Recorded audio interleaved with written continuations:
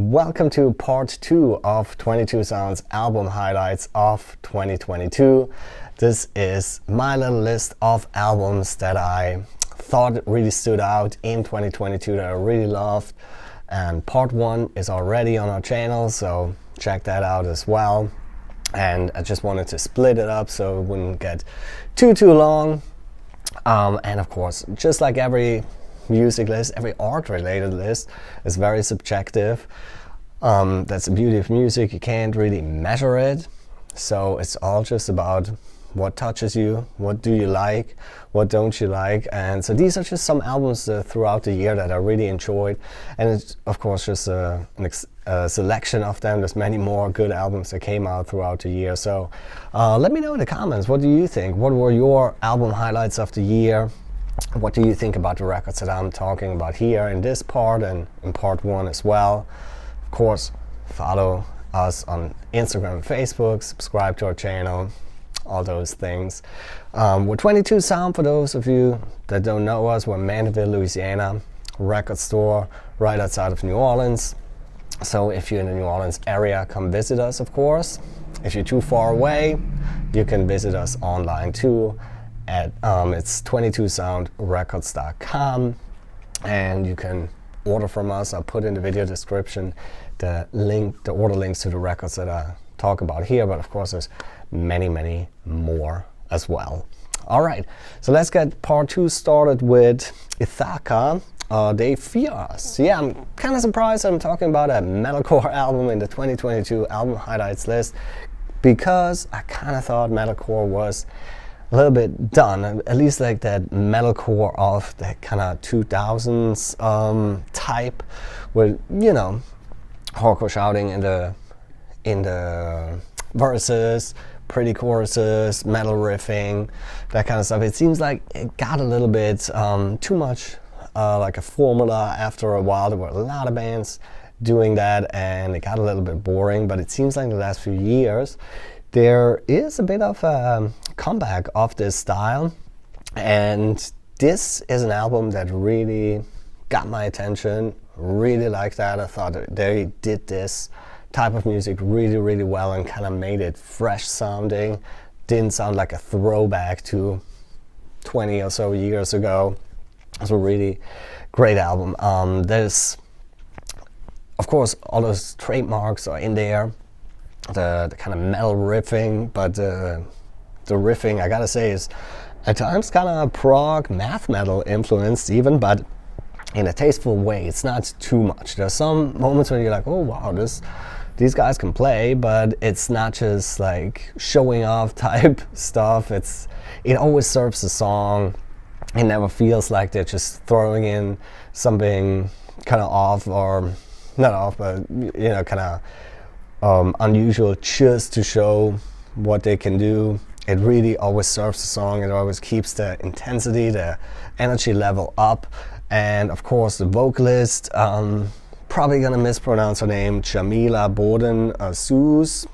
I'm sure that was wrong, but anyway, she is of course a very important part of this record, of this band altogether. She really has a wonderfully emotional performance on this album. Some really nice melodic, hooky parts, but she also can shout and scream. I love that they also don't shy away of, you know, getting a little quiet in certain parts, give you a little breather, but then in other moments are really heavy, really intense. Really a very good album. You can tell this was really a crafted album. This wasn't just thrown together really quickly. The way the whole album from beginning to the end feels and sounds, gotta say, really impressed. Like I said, not really the type of music that was expecting to come back, really, to be honest, but it has kind of come back. Not everything is super exciting, but this was really one that stood out to me and I think deserved a mention in this album highlights list.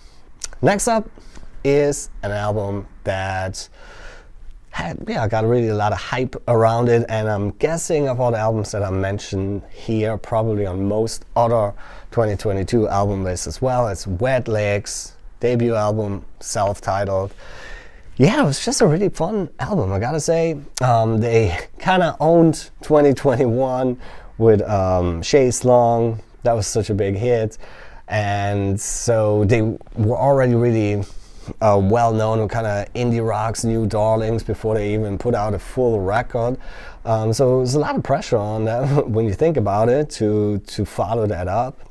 But I think they did a really good job. This was really just a nice, fun album. They didn't reinvent the wheel, so it's very much in the tradition of a lot of English guitar music, I guess. But I like that the kind of sense of humor that they have in their lyrics, and that they don't always take themselves too seriously. And yeah, it came out right at the right time in spring. It's just a really nice breath of fresh air, especially for the indie rock scene that sometimes is a little bit too earnest. If you ask me, it can sometimes get a little exhausting. But this was really just nice, fun album. I guess I probably don't have to say much more about that, but yeah, if you want to be in a good mood, get something nice going, this is a good one. Well, 2022 was, for me personally, also a year that kind of dove a little deeper into hip-hop. There's a genre that I have to admit, don't really know that much about, know a little bit more about it now that I really started digging a little deeper. Just used to be something that I wasn't really that interested in, never really clicked with me. But then in last year, Little Sims album, Sometimes I Might Be Introvert, came out, and somehow that record was one that really clicked with me. Really loved that, and in a way it was kind of like an awakening album for me, in the sense that it kind of made me think, well, there is hip-hop that I really like. Maybe I should just have to dig a little deeper. So I did that this year, and it was actually really exciting. I always loved discovering new music, and so it was kind of nice to kind of have a genre basically that I really, was really fresh to, and didn't really know much about, just kind of listening to stuff. And so there's two records that I want to mention here that stood out that came out this year. One is Billy Woods and his record Aethiopes. Billy Woods is one half of a hip-hop duo called Armand Hammer. The other half is Elucid, and this is really,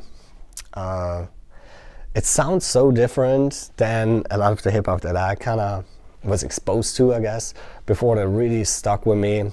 I always think with good hip-hop, the producer is probably just as important as the MC. The producer basically is the creator of the soundscape behind it. In this album, it's Preservation, and I think he does a really excellent job. He almost sometimes doesn't even really create beats in the traditional sense. There's sometimes no drumming at all in those little samples that he uses. There's sometimes just kind of like soundscapes somewhere, and they're so odd at times it almost sounds a little bit like they're a little bit off of timing wise. So imagine, I never tried to rap, probably never will, but it sounds like that would be probably really hard to rap over, but Billy Woods did a really good job. But I'm not just saying that this is a great album because it's weird or anything, but just because it really sounds like something very special, and it creates a really kind of dark vibe to it. It's not a party hip-hop album. This probably wouldn't work very well in a club. It's a whole atmosphere that he creates, or that they both together create. The lyrics are very interesting too, and they really have some brain to it. They're really intelligent lyrics, really interesting way with words that he has. Very impressed with this album. Listen to it a lot, and will probably listen to it quite a bit more. Billy Woods. Another hip-hop album that I thought was really great, and maybe a little bit easier to digest for the general public is Black Thought and his album Cheat Codes. That was his collaboration with Danger Mouse, one of the, well, probably most well-known producers of the last 10-15 years or so ago. But it's been a while since Danger Mouse really did hip-hop. He worked with a lot of different bands in a lot of different genres, but this was kind of his return to hip-hop, and it was Black Thought of the Roots, one of the most legendary MCs. So the expectations were really high, but I think they really matched those expectations. It's a really well-crafted, really consistent record from start to finish. Very soulful. A lot of the samples that they use are very soulful. The Black Thought's flow, his lyricism is just really great. These are two hip-hop albums that I thought really stood out to me for very different reasons. They're very, very different, but they're both in their own right really great albums. Next up is, quite a departure again, Ripped to Shreds with their album Chubian, I think. I don't know if I'm pronouncing the title right, but anyway, who cares? This is some nice death metal. In part one, I talk a little bit more about black metal, which tends to be what I'm gravitating towards a little bit more in the metal world than death metal, but sometimes there's some death metal albums that really excite me too, and this is one of those. Kind of is or it definitely has some of those old school death metal influences, and there seems to be a big old school revival kind of going on in the death metal world right now, but somehow they make it still feel modern in a way. At least that's what it sounds like to me. This doesn't sound like it's an album that came out in the early 90s or so, even though you can definitely tell it's influenced by the old school death metal heroes, and maybe it is because they're kind of throwing in some ingredients from other types of extreme music. There's some doomy elements in there, some grind elements in there, some melodic death metal elements in there too. That's a subgenre that I'm kind of missing the energy these days. I haven't heard a really good melodeath record in a little while, so it's nice to hear at least some elements of that in this one. And of course, most important in death metal, it's the riffs. And there's a ton of really amazing riffs on this album. That's a really great death metal album. For me, maybe the highlight of that genre this year. Next up is Soul Glow, and technically they had some EPs before. This is the first technical LP that came out, and my God, I would say probably best described with just the word energy. This is really, super energetic, hardcore record, and there's so much passion in there, so much anger.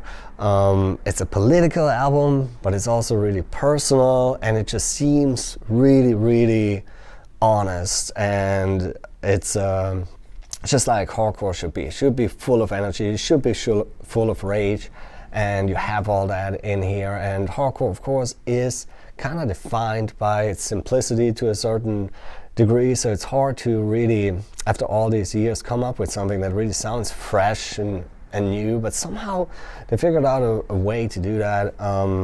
It's hard to put your finger on it, but when you listen to it, it just sounds really fresh, like something new.